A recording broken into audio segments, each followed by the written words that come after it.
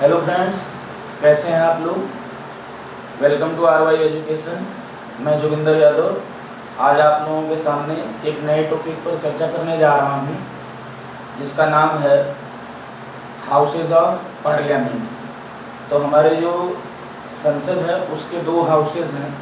The parliament of Indian parliament के दो houses हैं। There are two houses of Indian parliament. तो चलिए उसके बारे में हम लोग विस्तृत चर्चा करते हैं। पार्लियामेंट, जिसे हम संसद भी कहते हैं, पार्लियामेंट जिसे हम संसद भी कहते हैं, और इसका जिक्र या इसका उल्लेख अगर हम देखा जाए, पार्लियामेंट का जो उल्लेख है उसकी आर्टिकल नंबर 79, आर्टिकल नंबर 79 में इसकी चर्चा की गई है। तो इसके दो हाउसेज हैं पार्लियामेंट के।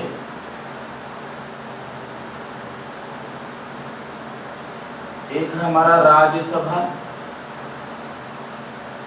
राज्यसभा, और दूसरा है लोकसभा, लोकसभा, राज्यसभा एंड लोकसभा। अब जो राज्यसभा है इसका जो उल्लेख है, इसका इस्टेब्लिशमेंट जो है, ये है राज्यसभा आर्टिकल नंबर 80 में, article number 80। Lok Sabha article number 81 में, इसका उल्लेख संविधान के आर्टिकल नंबर 81 में किया गया है। अब ध्यान देने बात यह है, जो राज्यसभा है, राज्यसभा को और भी नाम से जानते हैं, जैसे इसको अपर चैम्बर भी के नाम से भी जानते हैं, अपर चैम्बर भी बोलते हैं, अपर चैम्बर। लोकसभा को लोअर चैम्बर भी बोलते हैं, लोअर चैम्बर, या लोअर हाउस भी बोलते हैं, लोअर चैम्बर या लोअर हाउस। पीपल्स हाउस भी बोलते हैं इसे, पीपल्स हाउस भी बोलते हैं। क्यों बोलते हैं दोस्तों पीपल्स हाउस? क्योंकि जो लोकसभा के मेंबर्स होते हैं, they are directly elected by the people, directly elected by the people, by the people. ये जनता के द्वारा, लोगों के द्वारा प्रत्यक्ष चुनाव के माध्यम से चुने जाते हैं। ठीक है, जिनकी उम्र भी 18 साल या उसके ऊपर की होती है, वो इसमें वोट कर सकते हैं, लोकसभा के मेंबर को चुन सकते हैं। ठीक है, अब बात करते हैं राज्यसभा के मेंबर की। तो इनका जो इलेक्शन होता है वो इनडायरेक्ट होता है, indirectly elected by the people, indirectly election होता है इनका। इनका चुनाव अप्रत्यक्ष रूप से किया जाता है। इट मीन्स जनता के द्वारा जो हमने स्टेट्स के लेजिस्लेटिव असेंबली के जो विधायक जो चुने होते हैं, मेंबर ऑफ लेजिस्लेटिव असेंबलीज, वो सभी मेंबर इनके में पार्टिसिपेट करते हैं, राज्यसभा के मेंबर को चुनने के लिए हिस्सा लेते हैं। इसलिए जनता द्वारा नहीं चुने जाते हैं, ये अप्रत्यक्ष रूप से चुने जाते हैं, indirectly elected by the people हम कह सकते हैं। और अगर टोटल स्ट्रेंथ की बात करें, मैक्सिमम जो मेंबर हो सकते हैं इसमें, मैक्सिमम मेंबर जो होते हैं 250। अब इसमें अगर मैक्सिमम की बात करें लोकसभा में, राज्यसभा में 250 होते हैं, लेकिन अगर लोकसभा की बात करें तो यहाँ होगा 550। बट अभी करंट अगर देखा जाए, करंट में कुल कितने मेंबर हैं राज्यसभा में? वर्तमान में अभी 245 हैं, और इसमें कितना है 543 मेंबर्स अभी इलेक्शन के माध्यम से चुने गए हैं। जो 2024 का चुनाव हुआ था, 2024 के इलेक्शन में 543 मेंबर्स को चुना गया। अब क्या है, जो ये 243 हैं, इसमें से अगर 12 मेंबर अगर माइनस कर देंगे हम, तो आई थिंक 243 में 12 मेंबर माइनस करेंगे तो 233। इट मीन्स जो 233 मेंबर्स हैं हमारे, 233 मेंबर्स हैं, ये कहाँ के होते हैं? जितने भी 28 स्टेट्स हैं प्लस हमारे यूटी हैं, यूनियन टेरिटरी हैं, उनके मेंबर होते हैं 233। ये इलेक्शन के माध्यम से आते हैं, इनडायरेक्टली इलेक्शन होता है इनका। तो जो विधायक होते हैं, जिसको आप विधायक बोलते हैं, मेंबर ऑफ लेजिस्लेटिव असेंबली, जहाँ भी 28 स्टेट और यूनियन टेरिटरी में है, वहाँ से राज्यसभा के मेंबरों का इलेक्शन किया जाता है, चुनाव किया जाता है। अब बाकी जो रेस्ट जो 12 मेंबर्स हैं, they are the nominated members by the president of India.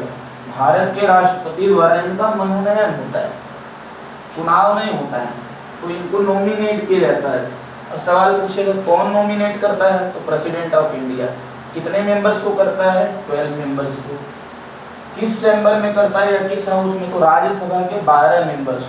कितने? 12 मेंबर्स नॉमिनेटेड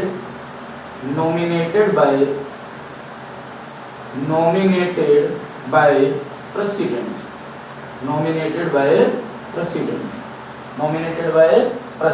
राष्ट्रपति के द्वारा इनका मनोनयन होता है। और ये कई फील्ड से होते हैं, जैसे अब फील्ड क्या क्या हो सकती है, जैसे आपका आर्ट से हो सकते हैं, साइंस से हो सकते हैं, ये स्पोर्ट्स से हो सकते हैं, खेलकूद वाले से हो सकते हैं, etc। और भी अन्य क्षेत्र हैं। तो लगभग मान के चलिए कि ये सोशल जो सर्विस जो करने वाले हैं, जो सामाजिक सेवा करते हैं, वहाँ से भी इन फील्ड से 12 मेंबर को राष्ट्रपति के पास ये पावर होती है, नॉमिनेशन पावर होती है, वो खुद से ही नॉमिनेट करते हैं। फिर अगर हम बात करें लोकसभा की, तो यहाँ पर भी दो मेंबर्स को नॉमिनेट किया जाता था 2020 से पहले तक। तो 2019 में एक अमेंडमेंट आया, अमेंडमेंट का मतलब होता है संशोधन। अमेंडमेंट नंबर आया 104। तो 104 अमेंडमेंट में ये किया गया, जो एंग्लो इंडियन के 2 मेंबर राष्ट्रपति के द्वारा नॉमिनेट किए जाते थे, अब इसको खत्म कर दिया गया, इसको समाप्त कर दिया गया है। और ये बात करें तो 2019 में ये अमेंडमेंट दोनों ही सदनों में, लोकसभा और राज्यसभा में पारित किया गया। और लागू कब से हुआ ये? 2020 से। कब इन्फोर्समेंट हुआ इसका? 2020 से। 25 जनवरी 25 जनवरी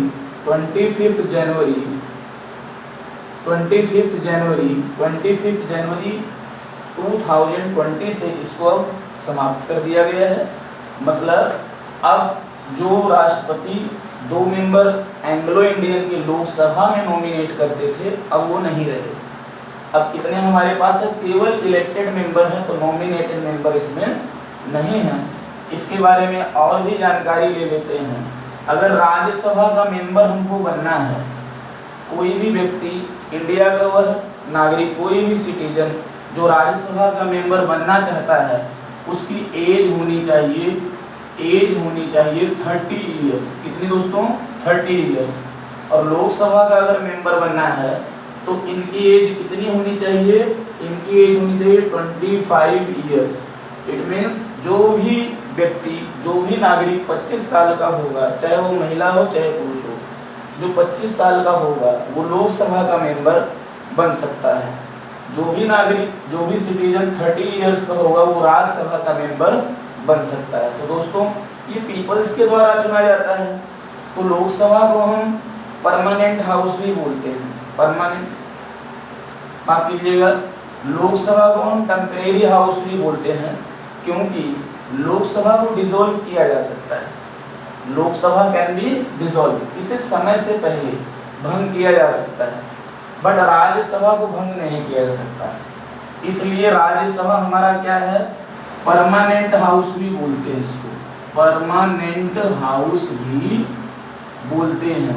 क्या बोलते हैं इसको? Permanent house. और लोकसभा को हम क्या बोल सकते हैं? Temporary house. टेम्परेरी हाउस भी इसको बोलते हैं, टेम्परेरी हाउस भी बोलते हैं लोकसभा को, क्योंकि इसे 5 ईयर से पहले। अच्छा हाँ, टेन्योर की अगर बात कर लें तो जो लोकसभा का टेन्योर होता है, कार्यकाल जो होता है इसके मेंबर्स का 5 साल का होता है, 5 ईयर्स का होता है। टेन्योर कितने ईयर्स का होता है? 5 ईयर्स का होता है। जबकि राज्यसभा का जो मेंबर होता है उसका टेन्योर दोस्तों 6 ईयर होता है। कितना होता है? 6 ईयर होता है। Lok Sabha can be dissolve but Rajya Sabha cantt B dissolve. Lok Sabha को भंग किया जा सकता है 5 साल से पहले, बट राज्यसभा को भंग नहीं किया जा सकता है। तो तब क्या होगा इसके साथ? इट मीन्स जो इसके 1/3 मेंबर्स हैं, 1/3 जो मेंबर्स हैं, 1/3 members are retired of every 2 year. प्रत्येक 2 साल में इनके जो 1/3 सदस्य होते हैं वो रिटायर हो जाते हैं। ठीक है, तो ये कभी भी डिसॉल्व नहीं होते हैं। तो राज्यसभा का मेंबर बनना है तो एज होनी चाहिए 30 ईयर, और इनका जो टेन्योर जो कार्यकाल होता है वो 6 ईयर का होता है। लोकसभा का मेंबर बनना है तो कितनी एज लिमिट है? 25 ईयर होना चाहिए, और 5 ईयर का इनका टेन्योर होता है, कार्यकाल होता है। तो हमने आपको यह राज्यसभा और लोकसभा के बारे में कुछ की पॉइंट्स बताए हैं जो एग्जाम के पॉइंट ऑफ व्यू से बहुत ही इम्पोर्टेंट हैं। ये एकेडमिक में ही नहीं, आपको किसी कॉम्पिटिटिव एग्जाम में भी काम आ सकते हैं। दोस्तों कभी कभी इसमें आ जाता है डिफरेंस लिखने। एकेडमिक में अगर कोई बच्चा होगा तो उसको आएगा लिखने को differentiate between Rajya Sabha and Lok Sabha, तो हम इसको डिफरेंशिएशन कर सकते हैं। द मेंबर्स आर अब अगर हम लोकसभा के बारे में बताएं, members are directly elected by the people. Rajya Sabha के बारे में बताया उसके अगेंस्ट में, members are indirectly elected by the people. Age limit 25 year, age limit 30 years, tenure 5 year, tenure 6 year. Okay, Lok Sabha can be dissolve but while Rajya Sabha can't be dissolve.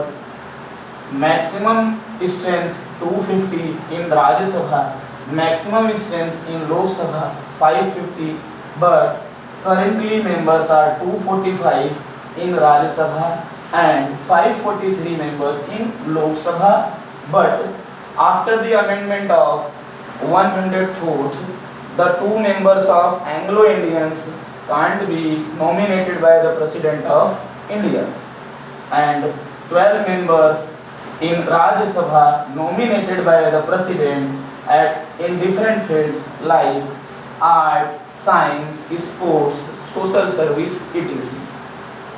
तो दोस्तों अब आप कमेंट करके हमें यह बताएं कि आपको यह टॉपिक कैसा लगा, आपको समझ में आया कि नहीं आया, क्योंकि आपका जो कमेंट है वो हमको मोटिवेट करता है, हमें यह सिखाता है हमारी तरफ से कमी क्या रह गई।